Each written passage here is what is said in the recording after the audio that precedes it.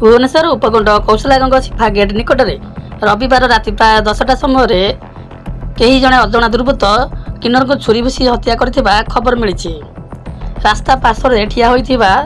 बेले किन्नर को दुर्बृत्त माने बाइक रे आसी हठात तांको बाम गोड़ और जंघ और कांध को छुरी भूसी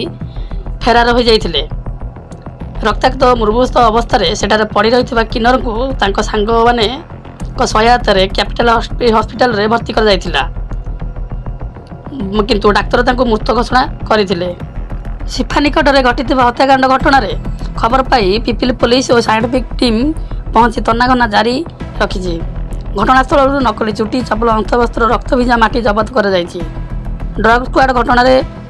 घटिथिबा स्थान ठारू अनति दूर एक आपार्टमेंट रे संधानी कुकुर सहायता पहुंचा पर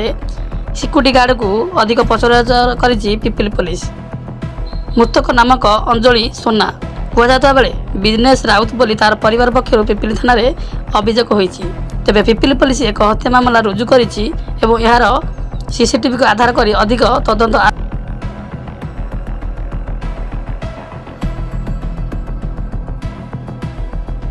बर्तमान तो अपडेट किसी नहीं से काली तो 8:30 बेले खबर पाई जड़े इंजरी पड़ते